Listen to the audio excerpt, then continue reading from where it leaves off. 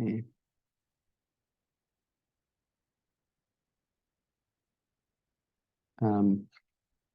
Are you all seeing the slides? Yes. Great. Okay, thanks. So thanks so much for the invitation to speak. I'm Alex Karner.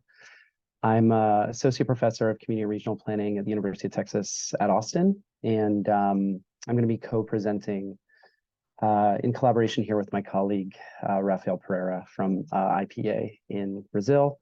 And Steve is also a co-author on the paper. So thanks so much. I'm really excited to be in community with you all today. See chat popping up here. Okay. So a couple notes at the top here. So I use he, him pronouns. I am a white person with dark hair sitting in my sun porch here. Hopefully there's no background noise that intrudes.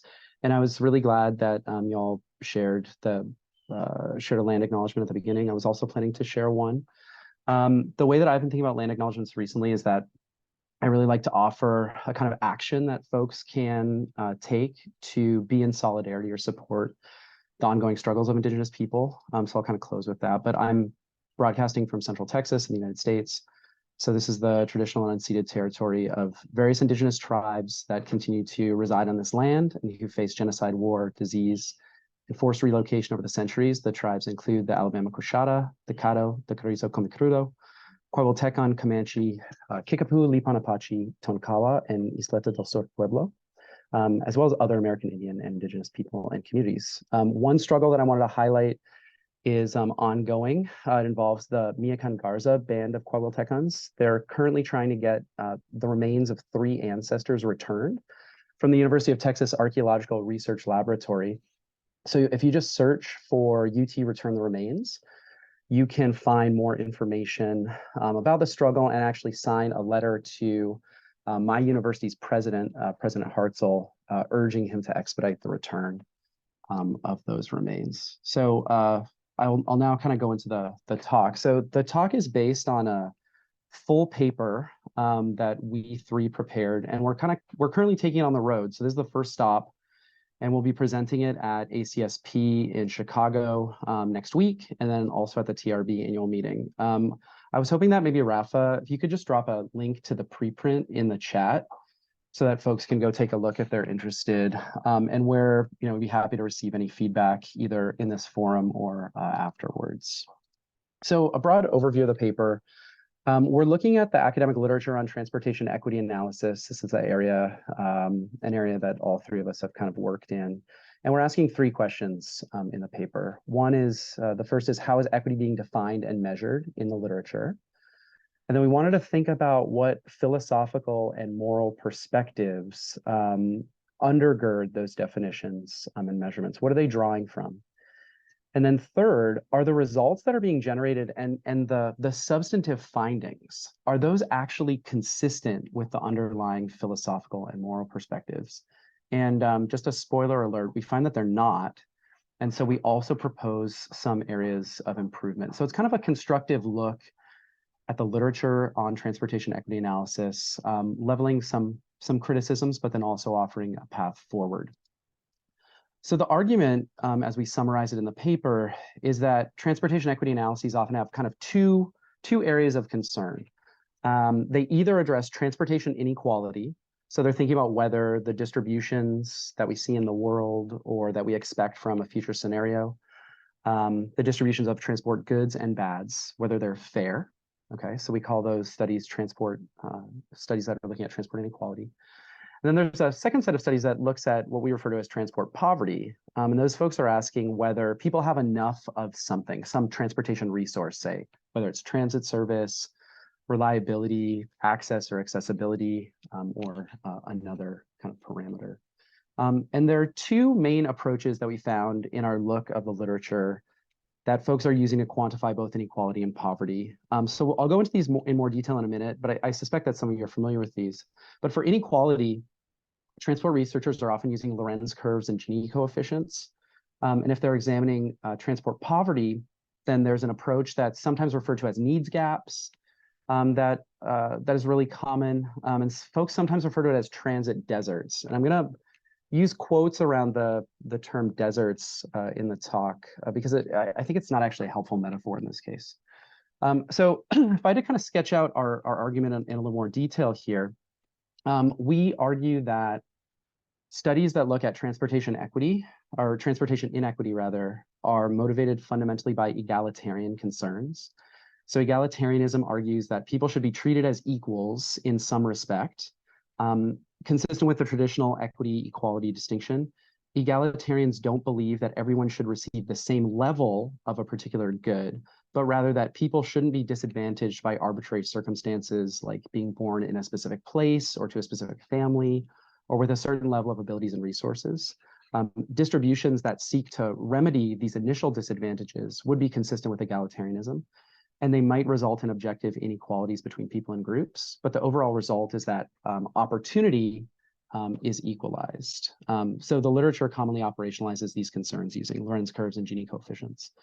On the poverty side, the work is motivated by sufficientarianism.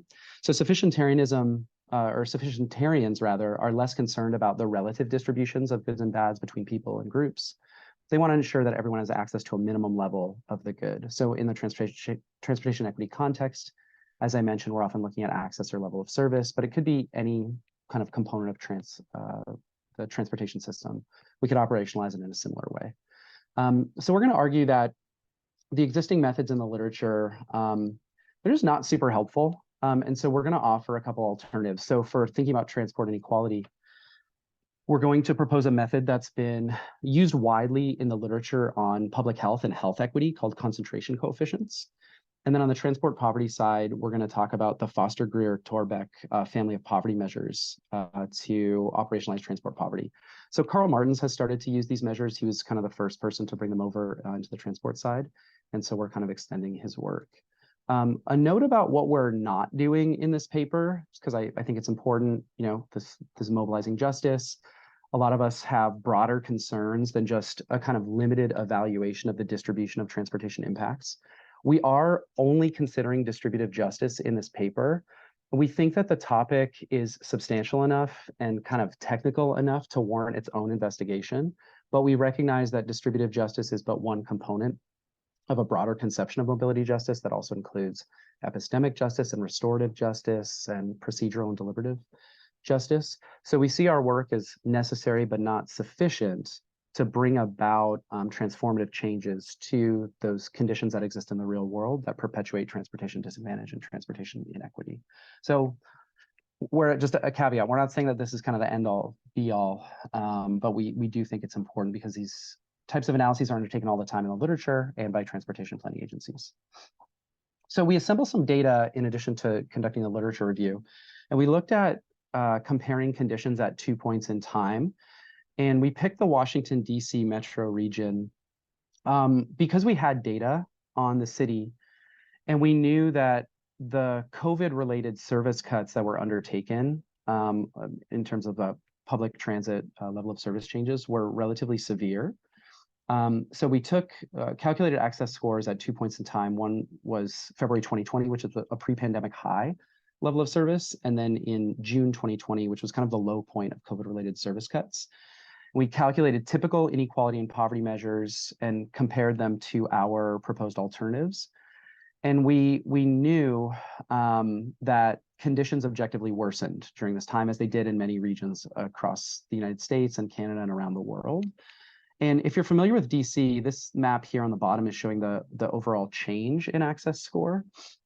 And you can see that the changes in access are kind of distributed across locations that have widely different socioeconomic conditions. So this is Northern Virginia here, that's relatively wealthy and white.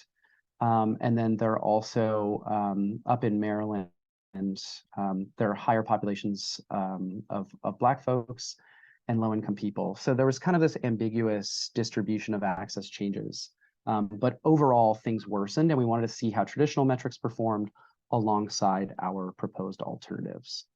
So with that, I'm going to pass it over to Rafa to talk about the transportation inequality piece, and then I'll pick it back up again for transport poverty. Sure. Thank you, Ali. You could move to the next slide.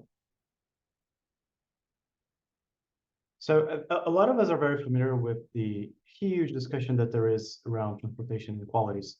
I think a lot of us have also been raising this awareness that perhaps we talk too much about inequality, sometimes too little about absolute levels of poverty. But inequality is, as Alex said, in itself a very critical aspect in terms of how we expect governmental policies to operate, in terms that they should be reducing inequality as much as possible.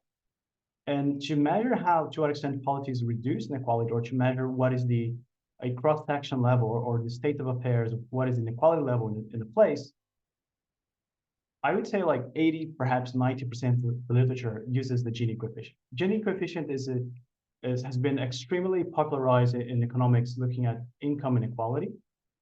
And the impression we have is that people have kind of mechanistically translated the Gini coefficient to analyze accessibility inequalities.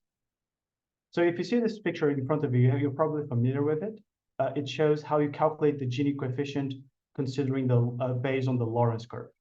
So the Lorenz curve is basically a cumulative distribution of people on the x-axis related to their income level on the y-axis. But you rank people on the x-axis based on their income level. So when you use the Gini coefficient to measure income inequality, you're ranking individuals by the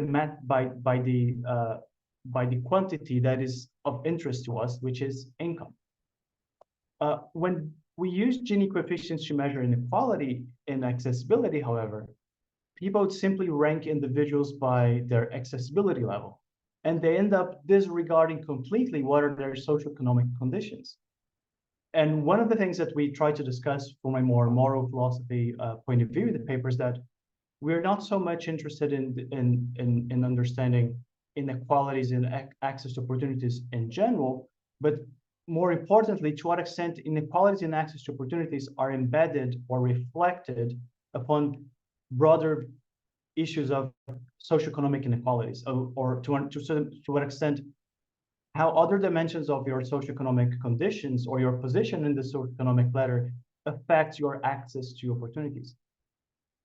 So one of the criticisms that we have to the Gini coefficient is precisely that using the Gini coefficient to measure accessibility overlooks this ranking of individuals based on their socioeconomic conditions. If you move next. So there are a number of limitations that we try to dive deeply and discuss them in the paper with the limits of word count that we have. The first one is that there is an implicit assumption in the Gini coefficient / Lorenz curve analysis that equality always equates to more justice or equity, which is really not true, as Alex mentioned in the beginning of the presentation. So there is this implicit assumption that as the Gini coefficient gets closer to zero, the better or the more equitable your outcome is, which is really not true. The second point is the point that I just mentioned, that the comparisons in the Gini coefficient are unordered by socioeconomic condition. So you're actually measuring inequality of accessibility in a way that is not really linked to other dimensions of substantial socioeconomic inequalities. And in that sense, this creates a series of problems. The fact that the Gini and the Lorenz curve are not ordered comparisons, it creates a series of problems. One of them is that the direction of the Gini coefficient becomes ambiguous. So let's say you have a high-income community living in the suburbs of Toronto, and for some reason, the government decides to build a BRT or a subway line that connects the city center to that neighborhood. And a transport investment like this will increase accessibility of a neighborhood which has relatively very low access.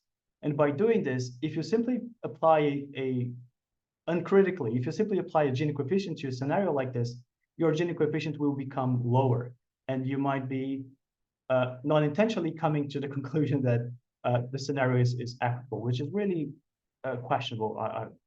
I think we would all agree. The other problem is that the Gini coefficient doesn't measure inequality between groups. It measures inequality within the whole population. So sometimes we see papers that measure the Gini coefficient of the accessibility inequality of, let's say, Black communities and white communities. And they assume that comparing the Gini level of these two populations will tell you some information about which one has better accessibility, which is absolutely not true. This is not how the Gini coefficient works. We try to unpack these arguments in the paper, but basically when you compare the Gini coefficients of two groups, you're basically telling which group is more unequal than the other. You're not comparing the two groups between themselves. And ultimately what we want is not so much to discuss about horizontal equity or the inequality within similar groups or similar population groups, but most importantly, how inequalities vary between groups, which are substantially different in terms of their socioeconomic characteristics, historical social disadvantages, and so on and so forth. I think next slide. So here we have just a very brief presentation of some of the results of the Washington, D.C. analysis that Alex mentioned. So on the top left side, you see the Lorenz curve of the two scenarios before the COVID-19 cuts and after the COVID-19 cuts. And on the right-hand side, you have the Gini coefficient of the two scenarios. And the basic conclusion that you arrive just looking at these two plots here is that the Gini coefficient increased very slightly from 0.54 to 0.59. So if you blindly look, or uncritically simply look at your Gini coefficient, you will arrive to the conclusion that the service cuts due to COVID-19 in Washington, D.C. increased socioeconomic inequalities or inequalities in access to opportunities in general. These results are also consistent when we look at accessibility inequalities within each income decile group. So you see that for every single group at the bottom of your screen, there is a slight increase in Gini inequalities for every income level in the results. And now we go to have another look how these results actually look like when we use a concentration index. So the concentration index, although it has been extensively used in public health and health equity research, it is still very new to transportation studies. In the paper, we try to unpack and explain a little bit better in details how the concentration index works. But in very simple terms, it is extremely similar to a Lorenz curve. So you rank individuals on the x-axis and you plot the cumulative distribution on the y-axis. The difference here is that when we rank people in the x-axis, we rank them by their socioeconomic condition. So in our case, we are ranking individuals by their income level, and we're accumulating their accessibility level on the y-axis.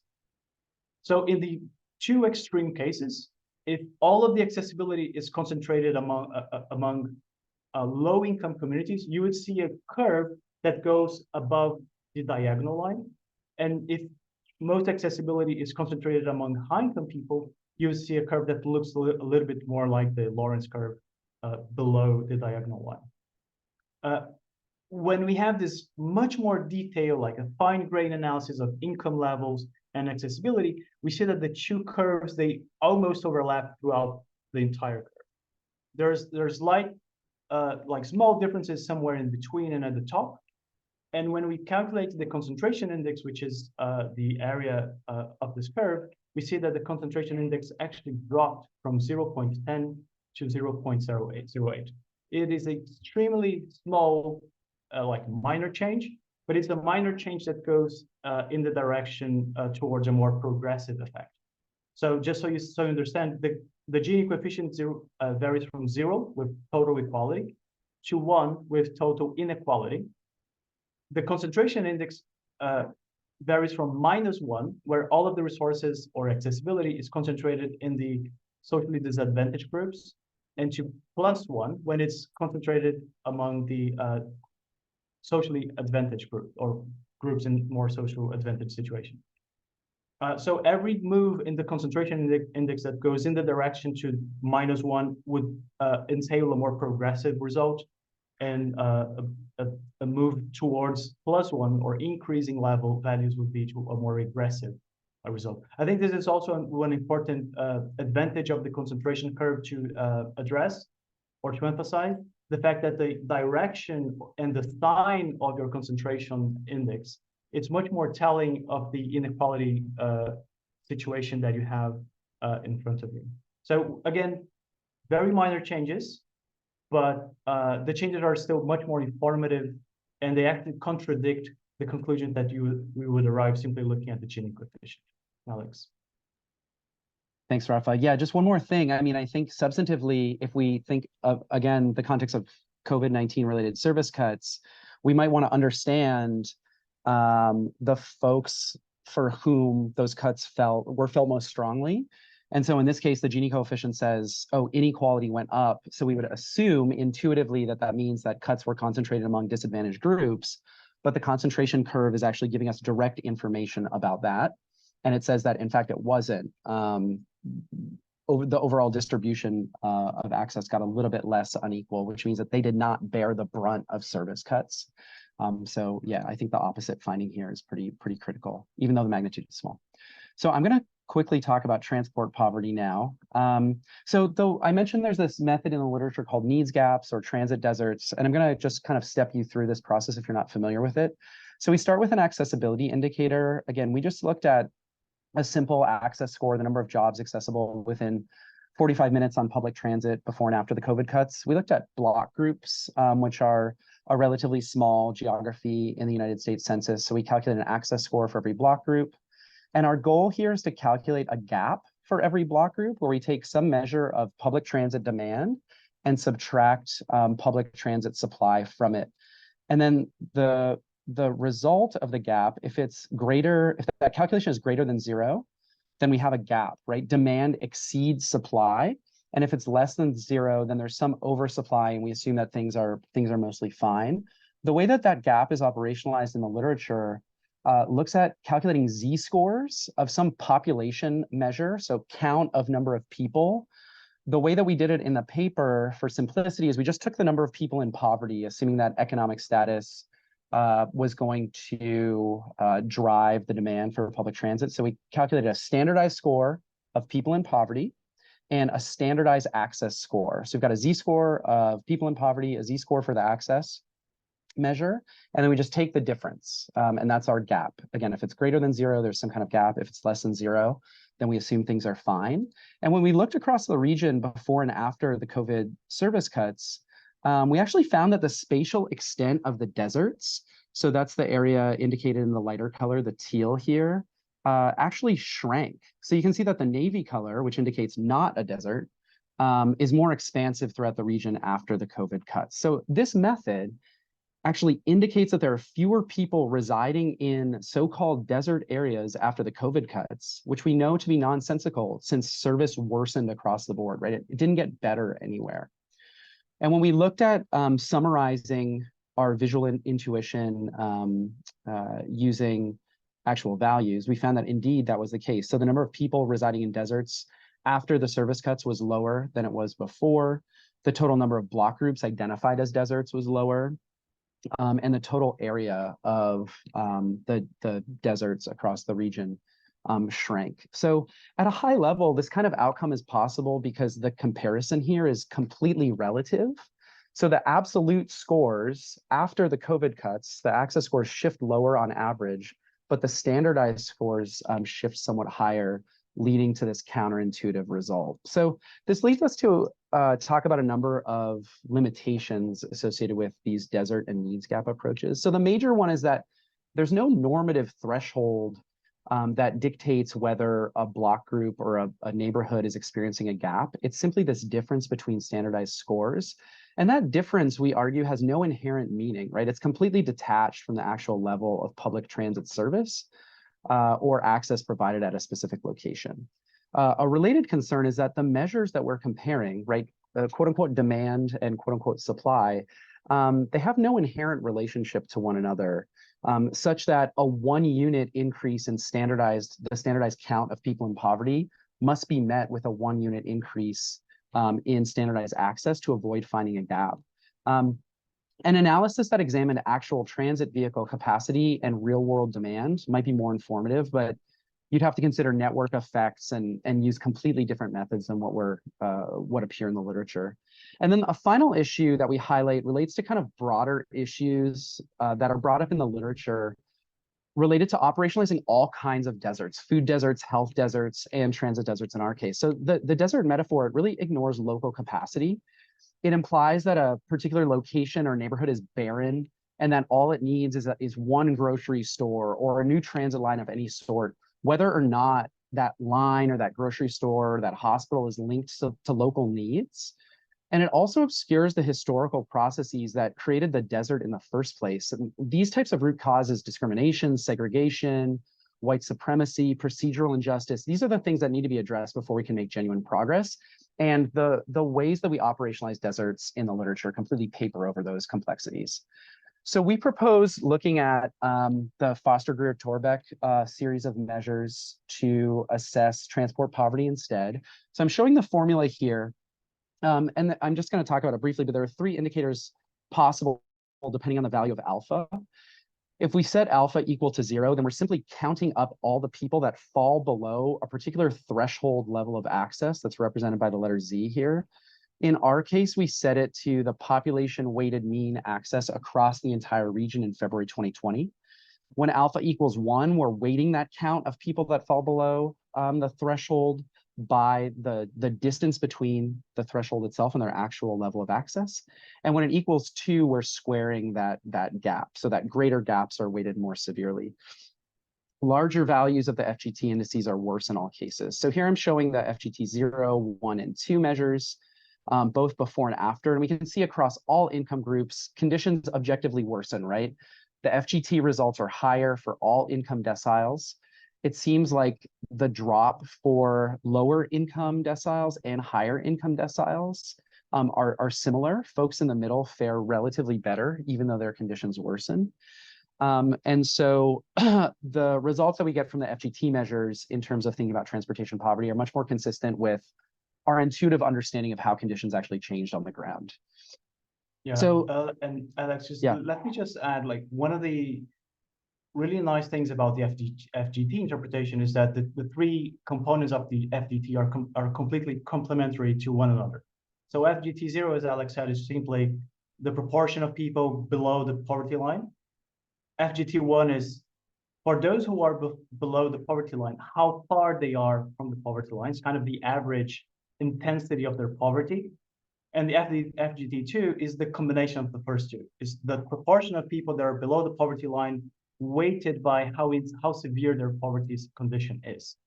So the 3 indicators really give a very comprehensive understanding of not only how many people are in excess poverty, but also how severe is their situation. Thanks, Rafa. So Steve just gave me a time note. So this is our last slide. And I just want to say that Gini and Lorenz and these needs gaps approaches they're intuitively appealing, they're widely used, but we argue that their limitations render them incompatible with the underlying moral concerns around egalitarianism and sufficientarianism. And we recommend the use of these alternatives that we discuss, concentration indices for looking at inequality and FGT measures for evaluating poverty. So I'll close there. Thanks so much for listening. Thank you all. We in the paper, if you have the chance, the paper is much more dense. We do also discuss a few other inequality and poverty measures.